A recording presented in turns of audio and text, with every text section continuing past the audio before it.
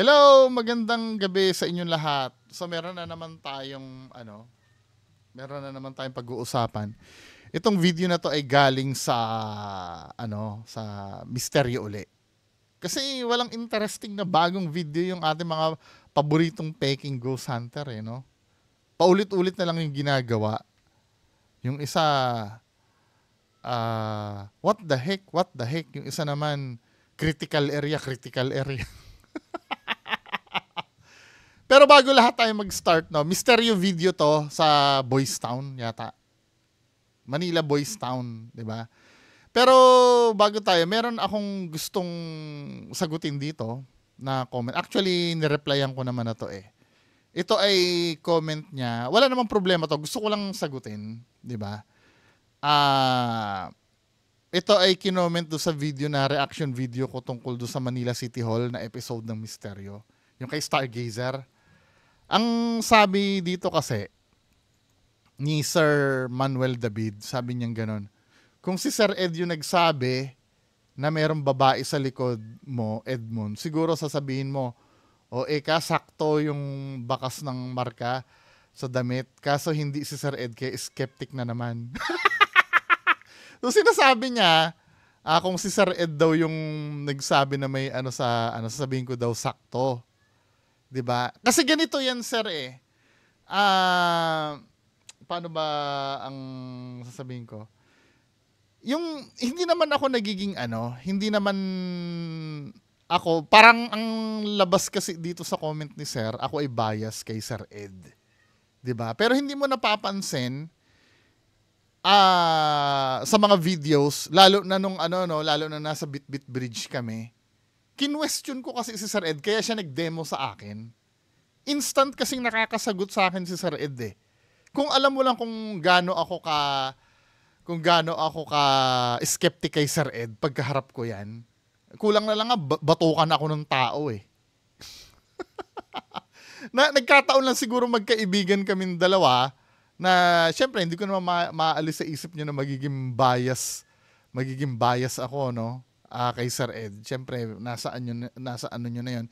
Pero kung mapapanood nyo yung mga video namin, lalo na sa Clark Hospital kami, nung nag-Spirit of the Glass, sinasabi ko naman doon eh. Kasi pwede naman yung naisip ko. Kasi nagtugma kasi yung pumasok sa isip ko doon sa sinulat ni Sir Ed. Sinabi ko naman doon na kasi pwede naman kasi nagkataon lang na kung ano yung naisip ko, ay yun din ang masusulat ni Sir Ed. Nagpapaka-skeptic naman ako kung kinakailangan. 'Di ba? Tapos ano pa ba yung pagsasama namin ni Sir Ed? Sa Clark. Tapos yung hinulaan niya ako. 'Di ba? Nabiro ko nga siya doon eh. Hindi ba tinitingnan mo yung Facebook ko? Friend ko kasi si Sir Ed sa Facebook ko. Kasi nung hinuhulaan niya ako, nalaman niya na I don't know kung sinasadya niya ba yon or na cold reading ako na na may tampuhan kami ng nanay ko, 'di ba? Kaya nga inano ko siya diyan eh, biniro ko siya doon eh. Hindi ka ba nagbabasa sa FB? Nagpapaka-skeptic ako kay Sir Ed harap-harapan. 'Di ba? Pati ito sa Bitbit Bridge, inuulit ko kasi anong nangyari doon, nagkikwentuhan kami doon sa parang kubol. Hanggang sa napuntahan ng kwento namin yung kanyang dowsing rod. 'Di ba? Sabi ko gano'n. Ang theory ko kasi dyan, Sir Ed, sa dowsing rod mo, parang may micro movement kasi. Parang may bias. Dahil sinabi mong nandiyan nakaturo yon, subconsciously, baka mamaya minumove mo lang yung dowsing rod mo papunta doon. 'Di ba? May micro movement na nangyayari. Harap-harap ako sinabi kay Sir Ed yon. 'Di ba? Kaya kung mapapanood mo yung video namin sa Bitbit Bridge, dinemonstrate niya sa harap, tingnan mo, asa na micro movement yan. Tinitingnan ko naman, hindi ko alam dahil madilim lang ba yung lugar, or hindi ko nakikita yung micro movement eh. 'Di ba? In an instant lang kasi meron pang isang instance yung e-bike naman, 'di ba? Yung e-bike Na content ko din yung si Sir Ed din na nag-investigate doon sa e-bike, doon sa KMJS. Sabi kong ganon, hindi ako satisfied doon doon sa explanation nung explanation nung technician kasi parang ang sinasabi lang naman ng technician doon maaring ay may problema sa wiring. Hindi nila kinalkal. Then nag-ano sa akin si Sir Ed, nag-message sa akin, in-explain niya naman sa akin. Hindi bungo binaklas yan. Parang yun yata sinabi ni Sir Ed eh. Parang hindi lang pinakita daw sa video, parang chinek up daw talagang maigi yung e-bike kung may problem o wala. 'Di ba? Nagiging skeptic ako kay Sir Ed. Ang nangyayari lang kasi, itong mga nire-reaction ko na to, kaya nga sinabi ko din naman si Stargazer may credibility sa akin yan nung una eh. 'Di ba? Kasi may napanood ako diyang video na yung tumataas-taas ang kandila. Pag tinatanong niya yung kaluluwa, tumataas-taas ang kaya medyo believe ako kay Stargazer. Pero syempre, nagpapaka-skeptic lang ako. Ang nangyayari kasi, hindi naman instant na nakakasagot yung yung pinapag-skeptican ko dyan eh. Hindi katulad si Sir Ed na kaibigan ko na every time na maging skeptic ako, instant niya akong nasasagot. Ay hindi, ganito kasi yan bungo, bla bla bla bla bla bla. Diba?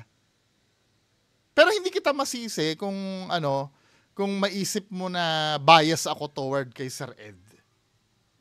Okay lang yan. Wala namang problema dyan eh. Kahit ako din naman sa position mo, syempre, kaibigan nyo na nire-reaction ko, malamang feeling ko magiging bias. Kung meron man pagka-bias, no? Sige, I will admit. Kasi lahat naman tayo, meron naman talagang personal bias tayo lahat eh. 'Di ba? Kahit sa kaibigan mo din, 'di ba? Pagka naging kaibigan mo isang tao. Pero may mga time kasi na na kailangan mo talagang gumitna. 'Di ba? Meron mang konti, siguro ang dahilan dahil instant niya ako nasasagot. Pwede ko siyang tanungin din ng instant. 'Di ba? Hindi yung katulad nito, hindi ko naman kilala si Stargazer. Siyempre, ang sasabihin ko sa kanya, kung ano yung na-obserban ko sa video niya. Maliban na lang kung kukontakin niya ako at sasagutin niya ako. 'Di ba? Or kayo, mga audience, pwede nyo din naman sabihin, hindi, totoo yun bungo kasi ganito, ganito, ganito. 'Di ba? Pero I understand itong mo na to, itong comment sa akin ni Sir Manuel David. Din sabi niya itong isa, Bungo TV, magpa-Jollibee ka naman. Dapat every live mo, magbigay ka ng GCash worth 500 pesos. Sa 5 laki, mapipili mo pang Jollibee o McDo. Ginujutom kami minsan sa pagnood sa'yo eh. Sabi ko dito, wag ka mag-alala. Pag naging milyonaryo ako, hindi lang Jollibee. Hindi lang pang Jollibee ang ibibigay ko. Wag ka mag-alala. Sabing gano'n ito naman si Grey Lives Matter. Kulang pala kaalaman mo sa sinasabi mo sa Bible unsub. Okay lang po. Sorry if kulang. Kulang naman talaga. Hindi ko naman talaga alam talaga lahat. Anyway, pagpatuloy na natin. Itong reaction video ay sa Manila Boys Town Complex. Minumulto. Sa Marikina to, no? So, play natin mga kababayan. Oh my God, dinahawakan ako. Grabe. Ma'am Ana de la Cruz. Doon daw sa likod. Layo naman ng pinagbagsakan. Malayo naman yung malayo. Malapit naman yung pinagbagsakan. Mamamatay ba 'yon, di ba? So, we're here to help. Doon daw sa likod. Okay na sana itong reenactment na to no? Okay na sana itong reenactment na to Ang nangyari kasi, pinakita nyo pa na nababagsak kunyari. Kaya nalaman na mababaw lang yung pinagbagsakan. Dapat, ang cut nun, yung tumalon siya, tapos yung bumagsak siya na ganyan. Diba? More coming next. There are more coming right now. Dumadami sila. Dumadami sila. Ayan na. Dami niyang tinatawag Medyo hindi maganda yung pakiramdam. Wait lang may isa pang comment tungkol dyan kay Sir Alex. Isasamantalhin ko na po yung pagkakataon, sorry no. Para masagot ko na rin. Diba? Ang sabi nung nag-comment, ang bagal kasi nung internet. Shit. Tingnan natin yung comment yung tungkol kay kay Ma'am Ana de la Cruz.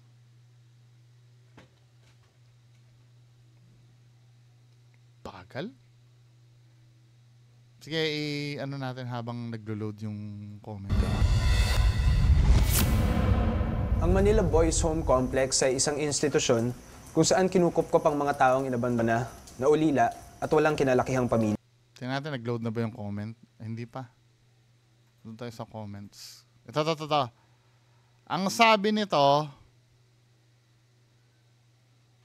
tapos ito, nabuisit ako dito, yung sa video ko, yung kindat ni Boss Rino. Biglang baba na tong isa. At least siya kita mukha, hindi tinatago ng maskara. I mean, ba't mo nasasabing at least siya kita mukha? Kasalanan ba ang magmaskara? Kailan ba naging kasalanan ng Meron dito nag-comment sa akin, sabing gano'n ni Sir Ronald Perez, si Ma'am Ana lang may third eye dyan. Yung Alex, pakiramdam lang kaya niya tinatawas. Pakiramdam, o sige, si Ma'am Ana de la Cruz, dapat parehas pa rin. Nakikita ni Ma'am Ana de la Cruz at the same time, nararamdaman ni Sir Alex. Diba? Parehas pa rin dapat na nararamdaman nila. Pero hindi na raw nila kailangan maghanap ng iba pang makakasama. Dahil bukod sa mga taong tumatayong pangalawang pamilya nila, may mga espiritu daw. Tinan mo may white lady na tumawid sa likod ni Ryan Eigenman. Tinan mo Pero hindi na raw nila kailangan maghanap ng iba pang makakasama. Mas kapani-paniwala pa yung kaysa kay Kuya Red Dahil bukod sa mga taong tumatayong pangalawang pamilya nila, may mga espiritu daw silang nakakapiling dito. Ako si Ryan Eigenman. Buksan ang mga mata. Talasan ng pandinig. Palawakin ang isip. Dahil ang mundo ay nababalot ng misteryo.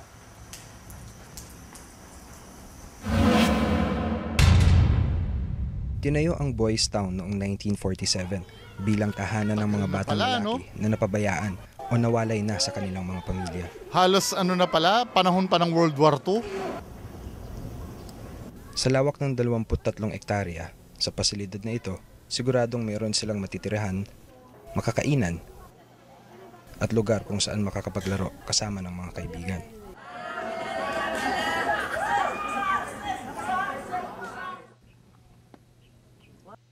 Pero sa pagdaan ng panahon, lumaki na rin ang populasyon ng mga residente dito.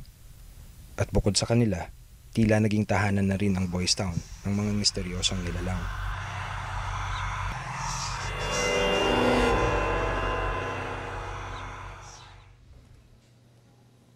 Isa na si Evangeline Soriano sa mga nakakaramdam ng kakaibang presensya dito. Sa 4 years ko po stay in po sa 4th floor, nung unang dating ko lang po, nung unang tulog ko ng gabi,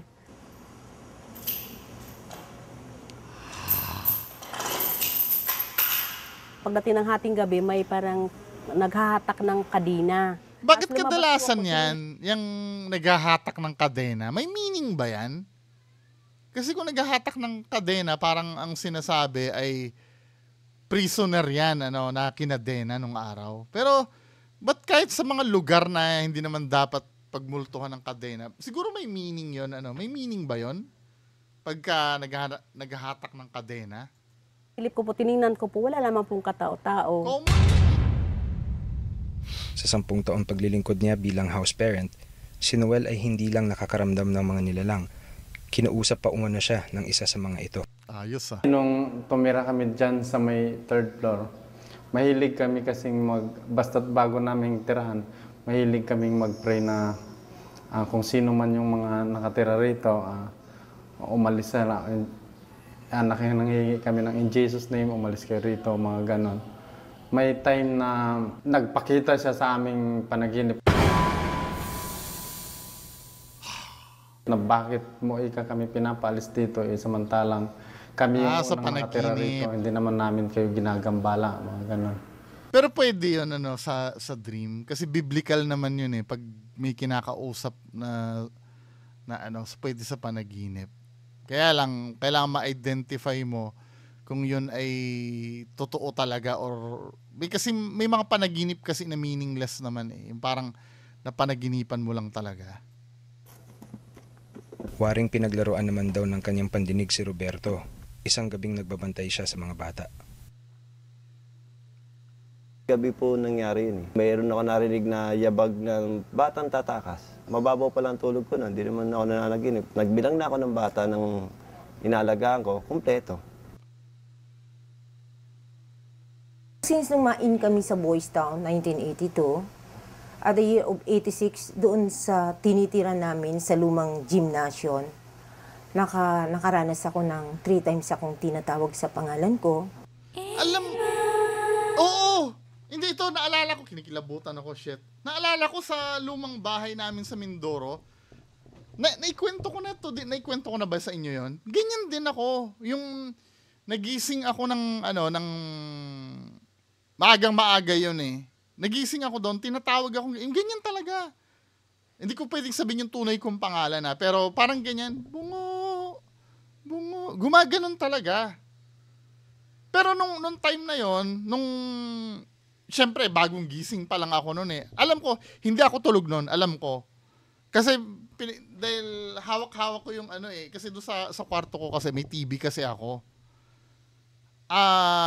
Inaabot ko na yung remote control noon. So, aware ako noon. Pero yung wisyo ko pa, medyo, tinatamad pang mag-process yung utak ko noon. Pero, inaabot ko na yung remote ng TV. Kasi ito yung kama ko, ito yung sa tabi doon may lampshade, 'di ba? Tapos yung remote control ng TV. Inaabot ko na. Saturday morning 'yon, 'di ba? Sinasabi yung pangalan ko. Bungo. Hindi kasi kapag yung kasambahay namin yung tatawag sa akin, pipilitin talaga may with matching katok pa. Kasi tinatawag ka na ng mami mo sa baba, kumain na daw. Pwede kasing ganun eh. Pero ito kasi, parang ganyan, ganito. 3 times akong tinatawag sa pangalan ko. Tamo. Ganyan na ganyan. Ganyan na ganyan. Pero hindi ko siya hindi pa ako natatakot noon, Then, basta aware ako, narinig ko yon. Then, habang kumakain na ako sa baba, bumaba na ako, naalala ko yun, saka ako kinikilabutan. Doon lang nagsisinkin sa akin na, puta na, sino ba yung tumatawag sa akin na yung kanina? Diba? Then magtatanong na ako dun sa mga tao sa bahay, tinawag nyo ba ako? Kinatok nyo ba ako dun sa Wala naman daw. Diba? Naranasan ko yan. Pero I don't know if it's psychological, Pero nagulat lang ako, may iba palang taong nakakaranas ng ganyan. Ganyan na ganyan, Na pag lumalabas ako. Kaya lang, walang echo. Yung parang lang. At yung pinakahuli, may naglalakad na. Hanggang ngayon, kinikilabutan na ako, naalala ko eh.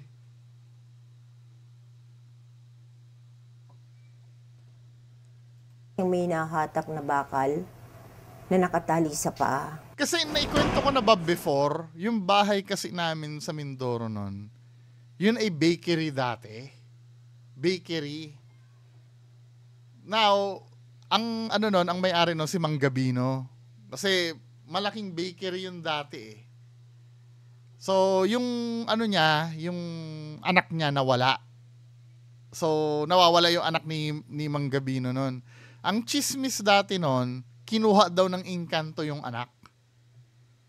'Di ba? Pero sa province kasi, acceptable yung ganong kasili na dahilan eh, yung kinuha ng engkanto yung anak. So, bigla na lang, medyo teenager yata yung anak niya na yun eh. Bigla na lang nawala yon. So, ito yung nangyari. Yung bahay kasi namin nasunog. Nasunog yan, So, ang nangyari, dapat tibagin yung mga nandun at magtayo uli ng bago. Yung hagdan kasi namin nun, yung stairs namin, aakyat ka doon, may platform yun eh, na parang square eh. Then, aakyat ka uli. May parang gano'n, may parang landingan. 'Di ba? Na nung nadiskobrehan namin habang ginigiba-giba 'yon, yun pala ay dating pugo ng bakery. So nung giniba yung part na 'yon, minaso 'yon, may nakitang kalansay doon. Doon sa na 'yon. Ay, nako, kinikilabutan ako. Galit na galit lang ang tatay ko no nung nakita yung buto na yon, yung kalansay na hinalo sa semento. Nung mga construction worker. Kaya isa sa mga haligi nung bahay namin ngayon sa Mindoro noon, nandoon pa rin yung buto na yon. Galit na galit nga ang tatay, hindi na tuloy ma-determine asan dito yung yung kasi medyo durug-durug niya pero kitang-kita yung jaw ng kalansay. Tapos yung buto na yung parang kalahati ng bao ng ulo. Tapos may mahabang buto pa di ba? Hindi hayop yun dahil malaki. Kung aso man yun, malaki para sa aso Alam mo ang buto ng hayop 'Di ba? Parang buto talaga siya ng tao. Kaya isa sa haligi ng bahay namin, nandoon yung buto na yon. Hindi na lang malaman ng mga construction worker kung saan nila binuhos. Kasi hinalo nila sa mixer 'Di ba? Kaya kung makakabalik ako ng Mindoro, doon ako mag-ghost hunting sa bahay namin Tapos pilit niyang binubuksan yung pintuan namin, tinatadyakan niya.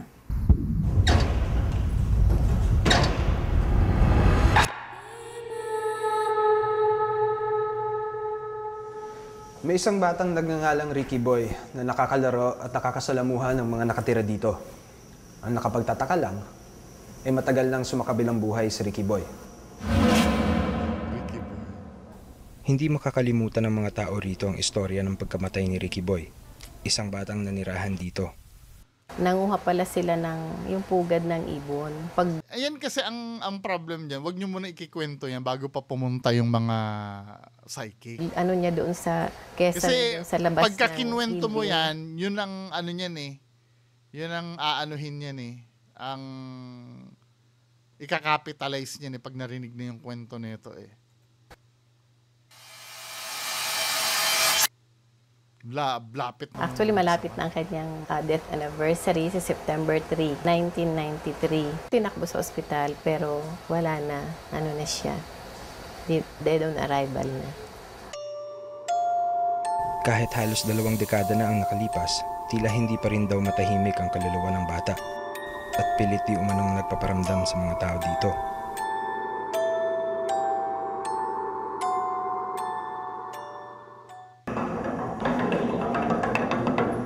Akala mo batang ward yung naglalaro. Pakyat pa na o pagka sundan mo naman ng sundan, biglang nawawala pagdating doon sa 4th floor.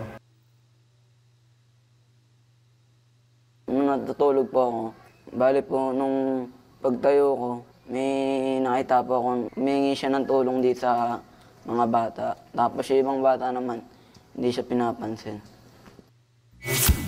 Ginigising niya ako kada gabi. Tapos kakalampagin niya yung kama ko. Yung tulugan ko dyan sa taas. Kinakalampag niya sa ilalim. Kada gabi? September 1993, nung nahulog sa ika-4 na palapag ng isang abandonadong gusali dito, Ika-4 ang noong 8 taong gulang na si Ricky Boy. Bakit ang reenactment nyo doon sa first floor? Nang dalhin sa ospital ang bata, dead on arrival na ito. Pero paano nangyari na hanggang ngayon, nandito pa rin daw sa lugar ang bata? Ako, yan na. Ma'am Ana de la Cruz. It got cold all of a sudden. Sa loob ng klinik, marami raw na iwang bakas ng karamdaman na hindi lang mikrobyo ang may sanhi. I'm sensing a lot of suffering. Yeah. Patay? Parang ano siya? Died painfully. Tingnan mo kasi parang may patay siya dito Parang may patay It's the mattress. Yung lugar na to, nakapaka bigat, mabigat to. Sakit sa ulo. Sobra. Sa loob pa ng isang kwarto, may kakaibang presensya silang naramdaman at hindi lamang daw ito nag-iisa. Somebody sleeping?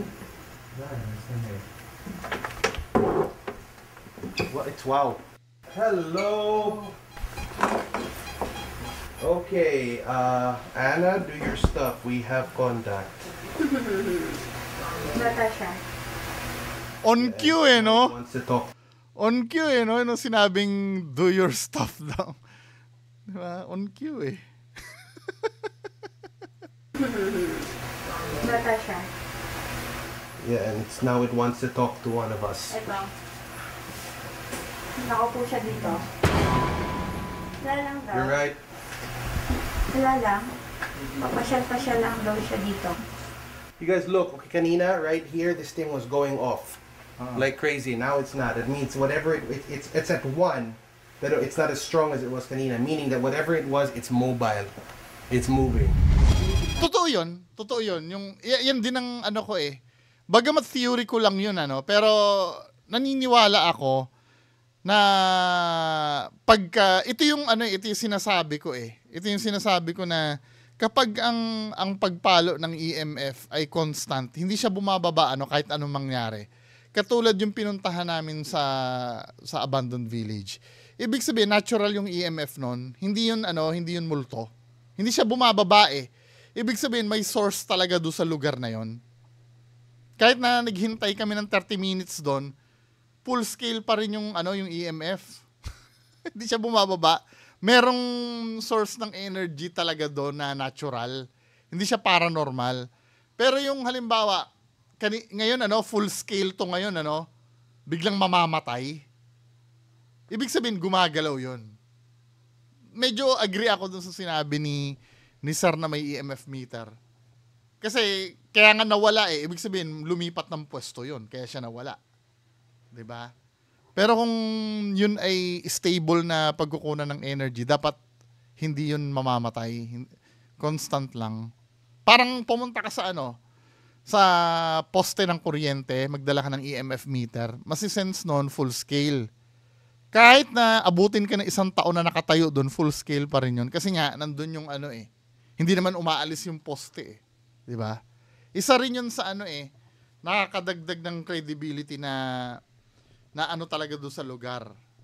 'Di ba? Na meron talaga doon sa lugar pagka lumilipat ng pwesto yung yung EMF spike. What the hell? Actually, shoulder to shoulder kami ngayon. It's between me and Alex right now. Alright. Oh my God, dinahawakan ako. Diyos ko. Ito naman si Ana de la Cruz eh. Grabe. Telling me, Kuya, buligi mo ko, help me. Tulungan daw natin siya. Wow. Sinabi ni yun eh, ni Robin, ni Robin yun eh. Buligi mo ko, help me. Tulungan daw natin siya. Wow. Tutulungan. What happened to you, kiddo? We're here to help. Doon daw sa likod. Doon siya sa likod. Dude, this makes no Pwede daw bang tulusan mo siya ng kandila? Sa likod daw. Basta likod siya ng likod. There's more coming next. There are... Aanuhin ba ng multo yun? Gugustuhin ba? Yung mga nakakakausap ng multo or yung may nalalaman dyan, gugustuhin ba ng multo yun na tusukan sila ng kandila? Ano ang maidudulot sa kanila nun? Nagtatanong ako na uutusan ng multo na na anuhan sila ng kandila. Ano may tutulong nun sa kanila? Ibang-iba kasi yun sa pagkukusang loob eh. Na tusukan mo sila ng kandila. Pwede kasing i-appreciate ng patay yun na inaano niya ako, ginagalang niya ako, di ba? Parang ginagalang or naaalala niya ako. Parang yung pag-alala mo doon yung ma-appreciate niya, hindi yung kandila. Pero yung hihilingin na tusukan niyo ako ng kandila. I don't see the point. Parang ganito yan, yung pagbibigay ng bulaklak sa girlfriend mo, hindi na dapat inuutos sa iyo yun ng girlfriend mo. Na, oy, bigyan mo ko ng kandila ng bulaklak. 'Di ba? Yung pagbibigay ng flower sa girlfriend mo. 'Di ba? Hindi na dapat inuutos yun dahil aanhin naman ng girlfriend mo yung flower, kakainin niya ba yon? Hindi naman eh. Ang weird kasi noon pagka nanghingi sa'yo ng bulaklak yung girlfriend mo. Parang same as dyan, hindi naman aanhin ng multo yung kandila eh. I don't know. May ba yon? Pakisagot nga sa baba. May tulong ba sa kanila yon? More coming right now. Dumadami sila. Ayan na. Dumadami sila. Dami niyang tinatawag oh. seryosong tanong, naniniwala. Tingnan ko nga sa comment section, naniniwala ba kayo dito kay kay Ma'am Ana de la Cruz? Ano yung mga comment?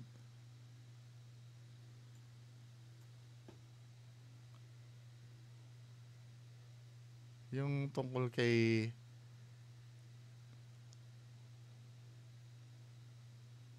pag sure oy ang kapre sa puno yan di sa building.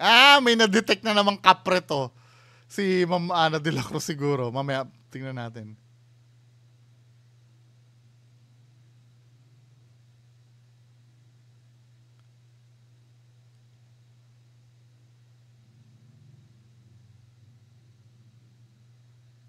Sabi ganun, kung sino pa ang nagsabi na nakakakita, sila pa yung huling nagre-react. Yes. Ito, napapansin din ng audience no? Kasi nga mga kababayan ko, nag-e-evolve din kasi yung yung pagtingin ng tao. Siguro mga early 2010s or 2000s, medyo believable pa yan. Pero darating din ang time kasi tumatalino din ang tao eh. Pag sinabi nung isa, ayan na, dumadami sila, dun palang nagre-react daw kung sino pa daw yung nakakita. True ha, halatado daw.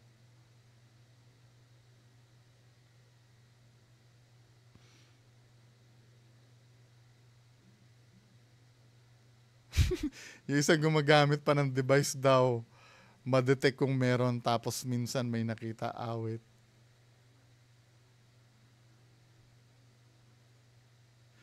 Maniniwala ka sa isang psychic pag ang kwento nila sa impromptu na visit ay magtutugma sa mga sinabi ng mga nakatira sa lugar. Lol, galing acting ng tatlo. Horror naging comedy.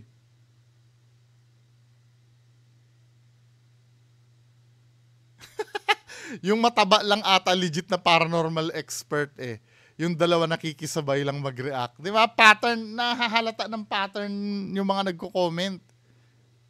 Ana, may CR at shower ba sa kabilang buhay? Bakit sinasabi mong hindi naliligo ang kapre? Kadalasan yan. Nasusuka siya. Ganyan din yung kay, kay Noli Di Castro. Mabaho daw. Lagi nasusuka yan.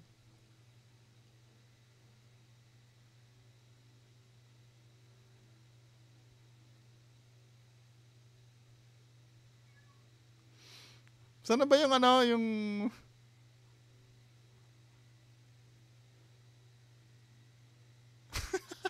hindi ka na dapat sumama, napaka-arte, Ana.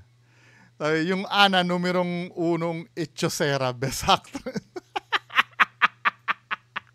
Di ba nakahalata ng mga tao eh. Kasi nga, dumadating ang time kasi, pag paulit-ulit na yung ginagawa, ito yung sinasabi ko sa inyo mga kababayan ko. Kapag ang isang act mo ay paulit-ulit ang nangyayari, napapag-aralan ka na ng audience mo eh. Natututo na sila sa pattern mo. Nagiging predictable ka na. Di ba? Pag paulit-ulit kang pinapanood ng mga tao. Who has a digicam? Take a picture right here where she's standing. Yeah. Oo, ang dami din sa likod. Right here where my... May sumasakay ka lang eh dahil tumutunog yung yung EMF meter eh. Di ba? Okay. Ayun, no? What's that?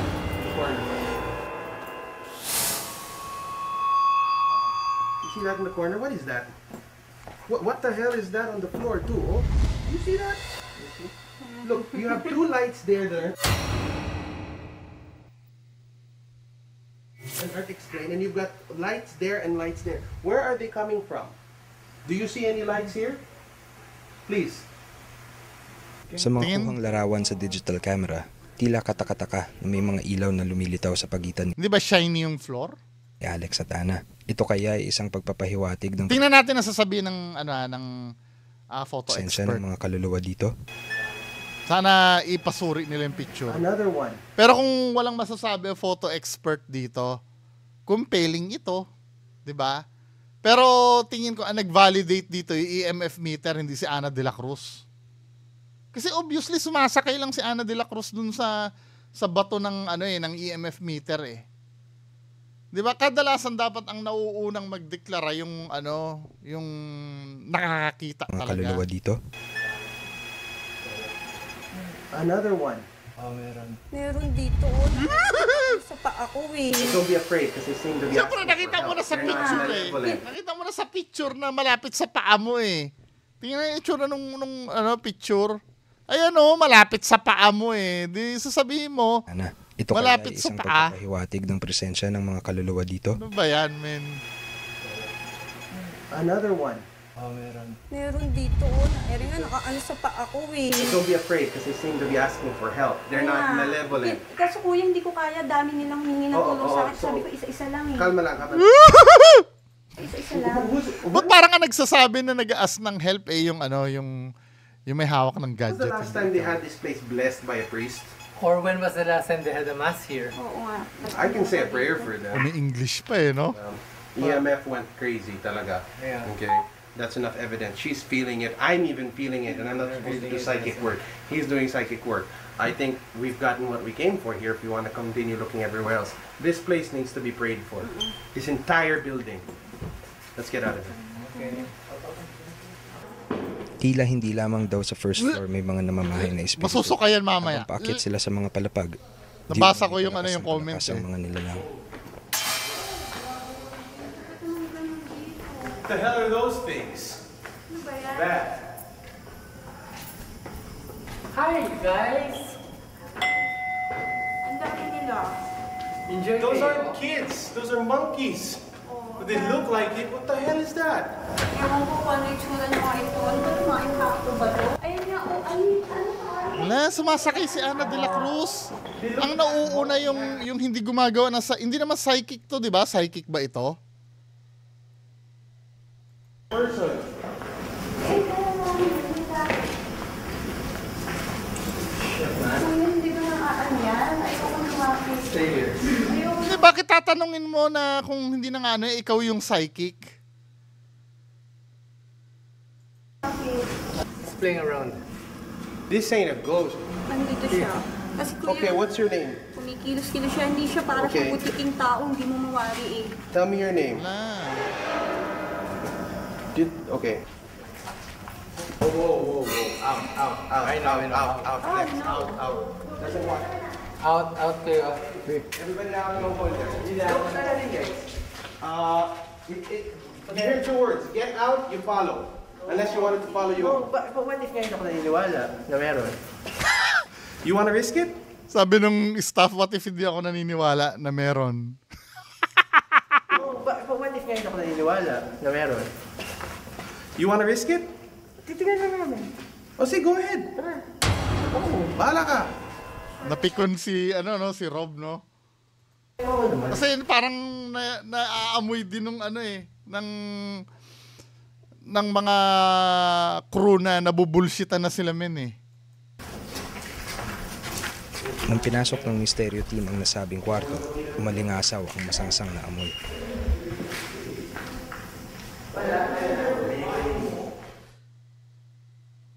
First sign of a demonic infestation is the smell of rotten egg, something strong.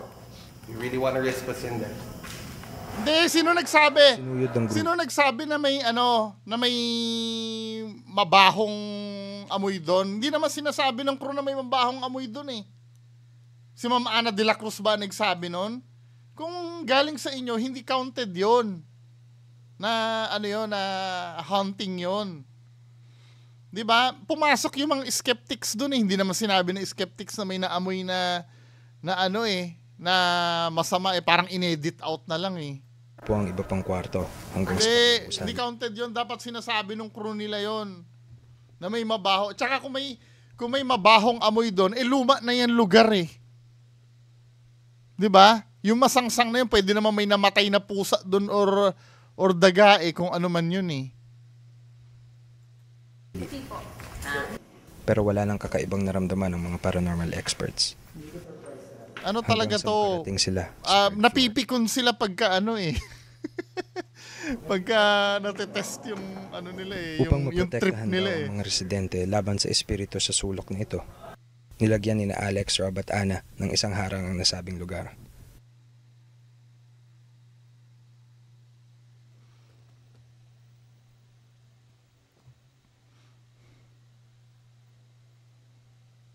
Ano yun? Ah.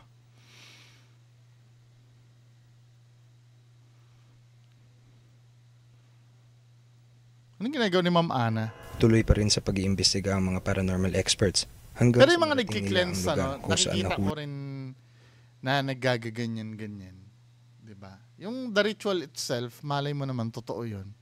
Pero yung mga nakikita Umano ang batang si Ricky Boy. Experts, hanggang sa marating nila ang lugar kung saan nahulog umano. Ito ang problem, dapat hindi sinasabi kung ano yung significance ng lugar na yan. Siyempre, nung sinabi na dito nahulog si Ricky Boy, ano na yan? Tamo, aanuhan na ni Ma'am Ana de la Cruz yan. Ang batang si Ricky Boy. Pumasok sila dito sa banda. Kinuwento na eh, di ba? Contaminated na to. Doon sa baba, makikita natin yung sa baba.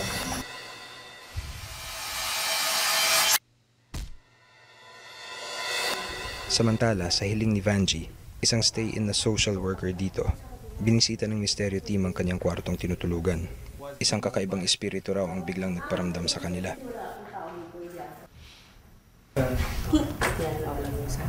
Ang baho. Suka na. Sabi ko sa inyo eh, di ba? Ano na pala mo?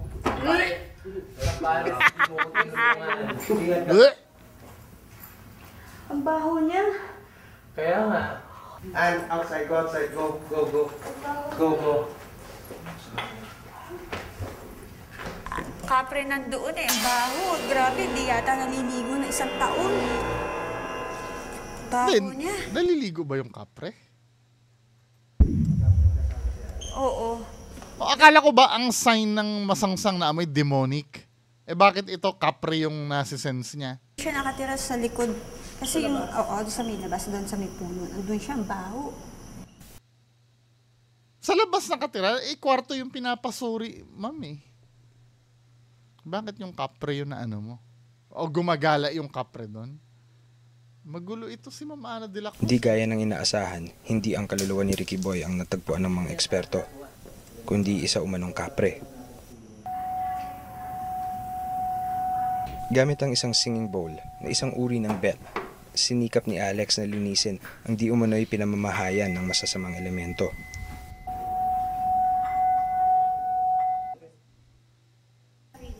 Pinayuhan ni Alex si Vanji na magsindi ng insenso sa kwarto para hindi na bumalik ang kapre. Bumibisita yung kapre. Konsepsyon. May nabibili ng mga buto-buto ng insenso. Bili kayo bago kayo matulog. Hindi kayo ng tatlo. Insenso na kulay. Para pag natutulog kayo, alis sila. Ay, yung kulay-pula. Stick, yung stick. Insenso. Naamoy ko nga, ginagawa ko pumasok sa kong kagamitan na para kahit tapos bubuksan- magpaandar ako ng ventilador Kahit para bubuksan nyo, nandun pa rin po yung Kaya nagtataka amoy ako niya kung saan galing yung amoy Kahit niya. mag-spray kayo ng pabango, ang bago pa. Huli nilang pinuntahan ang lugar kung saan nahulog si Ricky Boy noong siya ay nadisgrasya. Umaasa sila na makikipag-ugnayan na sa kanila ang kaluluwa ng yumaong bata.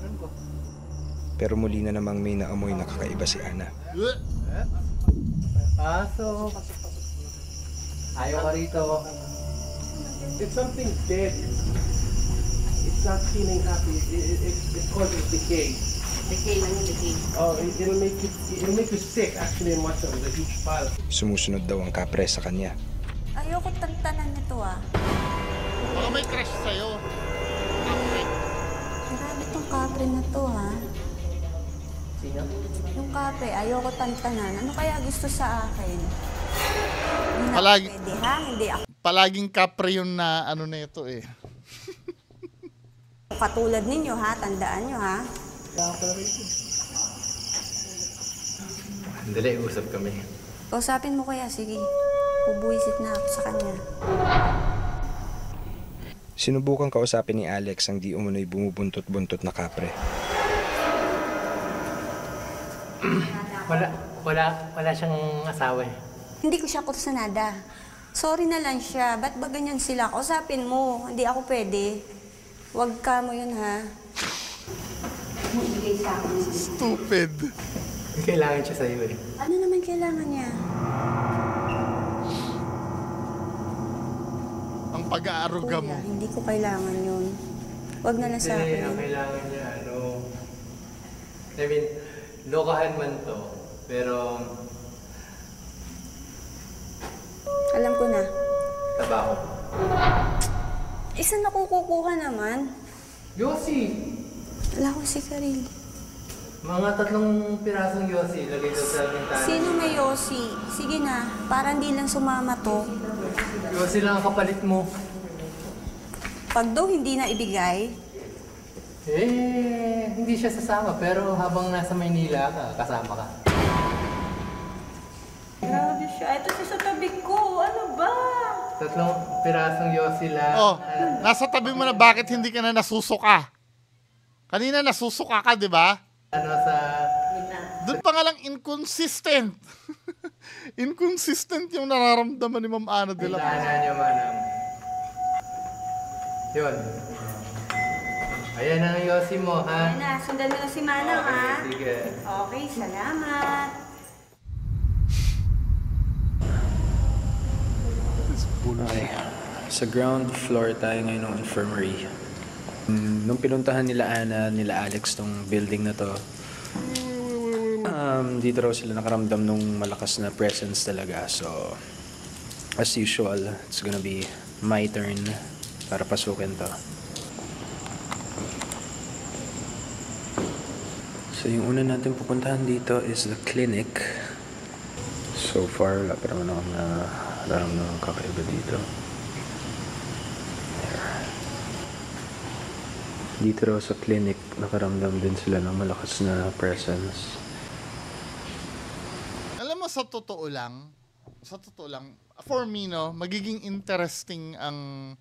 Sabagay, interesting naman talaga yung palabas. Pero, mas magiging interesting ang ano na to, ang palabas na to kung yes, may representative ng yung mga third eye na yan, yung may mga third eye. Pero magsama din kayo ng skeptic katulad ni Adam. Para may yung tao kung sino yung paniniwalaan sa dalawa. May choice yung tao kasi pagka ganito men, parang nag-aano kayo niyan eh. Kung sakali man na kabulaanan yung ginagawa ni Ma'am Ana de la Cruz, parang pinopromote nyo yun eh. 'Di ba? Sabagay, matagal na itong palabas na to eh. Kung magkakaroon pa man uli ng palabas na ganito, yun ang maganda, may isang skeptic na kasama, may third eye. 'Di ba? Para magkakaroon ng magkaibang opinion. No? Kaya gusto ko yung ibang episode nila kasi kasama si Adam eh. Ayaw naman bumukas.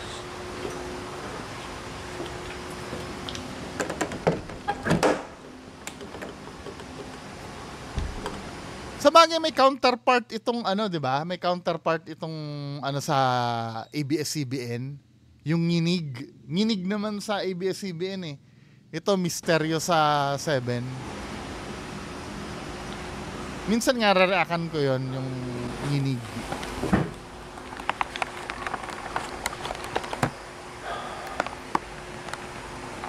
Okay. Sa infirmary ngayon, isa sa mga kwarto dito na walang nagstay. So, tingnan muna natin kung anong mararamdaman natin dito.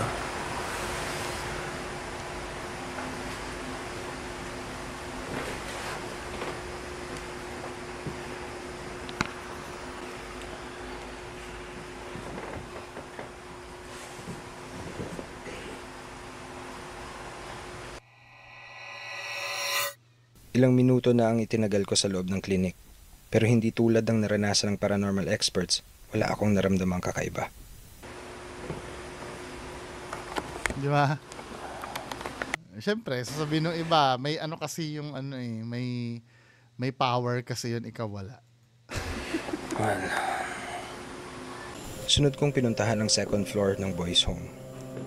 Yung mga caretakers ng mga boys, they stay here in this one part of the second floor. So, syempre, Hindi na natin papasukin yung living area nila. Pero sa third floor, abandoned na yun. Wala na talagang nagsistay daw doon.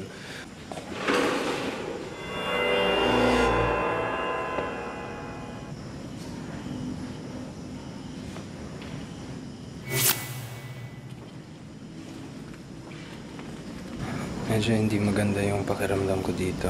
Parang kahit na hindi pinapasok ng tao, yung pakiramdam ko lang dito parang binabahayan pa rin ng kung ano man. Di ba ito yung napicturean kanina, yung shiny na yun? Masasabi ko lang yung place na Forward natin ha. naging Mag-iisang oras na naman ako. masasabi ko. Ipinakita sa akin ni Alex ang resulta ng mga nakuhang sample na ginamit sa pagtatawas. Walang face details. Dito is the hair. At ito, Pahid na naman siya ng OL. isang batang babae na walang muka. Batang babae, Boys Town. Isang batang lalaki. Sa ano puno. Ang mukha ng kapre. Nasaan? At tabi-tabing muka.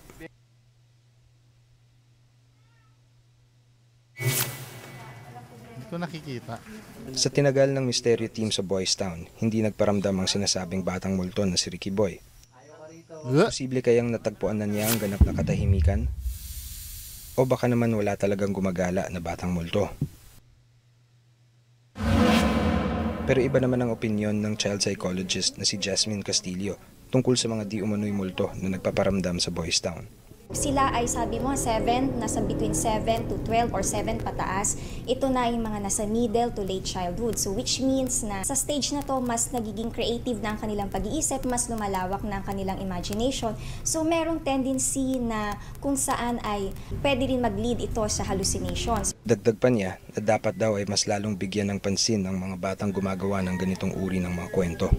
Lagi nilang i-instill o ibibigyan or i-hone, i-shape na maging positive lagi ang outlook ng bata. So whatever man yung nangyayari sa paligid, kailangan positive pa rin. Hindi pwedeng natatakot na nga, lalo nyo pang Tatakutin. So in this way, tulungan natin yung mga bata na maging matapang din o humarap sa kahit na anong mga experiences nila sa kanilang environment. Yan, yung Kanina picture. may kakaibang nakuhanan ng misteryo team sa dala nitong digital camera. Sa unang tingin may kakaibang presensya kaming nakuhanan. Isang ilaw na tila lumabas sa gitna ni Alex at Ana. Pero kung susuriing mabuti ang kwarto, maaring nanggaling lamang yon sa reflection ng ilaw mula sa rubber shoes at sa bag ni Alex. No. Pwede. Naging may Debunked. Pero bakit hindi na ano yon, hindi na detect ng mga paranormal expert yon, di ba? Ibig sabihin dito na parang final nail in the coffin na yon, na may tarnish na yung ano nila, reputation nila bilang mga paranormal expert. Pero mo galing lang pala sa ano yon, sa reflectorized design ng rubber shoes at ano at do sa bag ni Alex, 'di ba? Wala, ganun talaga eh. Anyway, mga kababayan ko, yan lang po muna. Maraming salamat. Bye-bye.